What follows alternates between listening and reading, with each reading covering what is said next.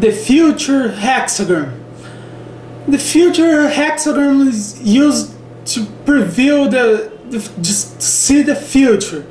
It's not something I would take so serious, but it represents a tendency of what will happen. It represents the movements and basically the moving lines. When a too young line moves to yin and the too yin line moves to yang, but it's only one of the base two movements I see in the hexagram. It's that I call internal movement. This movement when a line is too much and it turns to the opposite, and the upward movements that for you should be kind of new. The upward movement, it's a very simple idea that the first line represents the beginning, the past, and you become to proceeding through the lines, it's going to the future, to the end, until the sixth line. It's not so new. For example, in the Wilhelm text, Richard Wilhelm text, you see in some hexagrams like retreat, that the young lines is retreating to the top, decisiveness, that the first young line is trying to push the last yin line, the return, that the first young line is appearing in the beginning. And you see that upward movements in other locations. For example, the four images, the four combinations of yin and yang. For example, too much yin is yin and yin.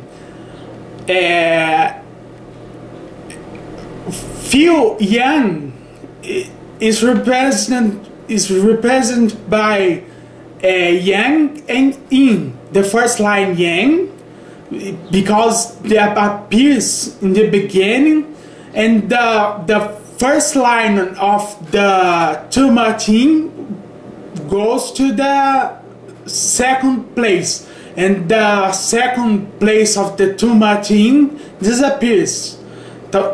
And then you go to the too much yang, and the same you see in few yin, and the process began again too much yin. So you see things begin in the beginning, in the first line, and go through the lines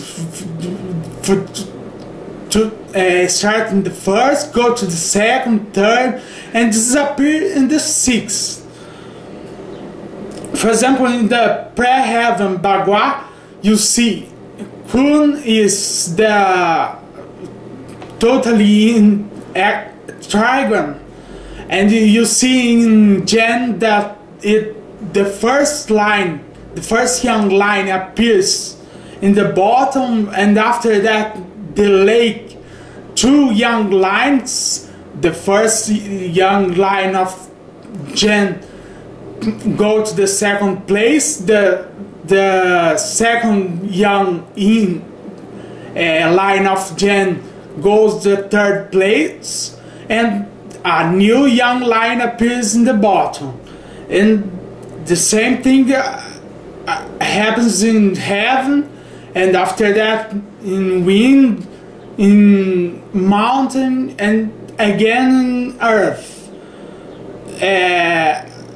there's a problem because it doesn't explain fire and water, but I will explain this someday.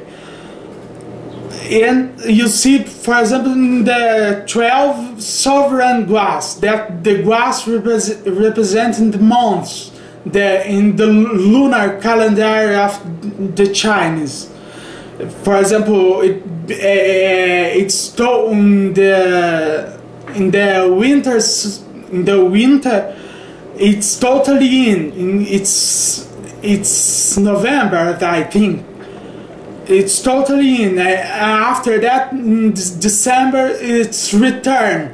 A young line appears in the bottom, and after that, it's January.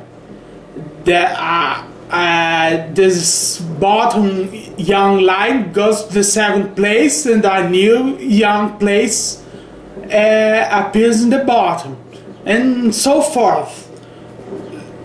See, is not really something new, and maybe they overlook or decide not to use it to see the future, but I think you should use it to see the future hexagram. Thank you.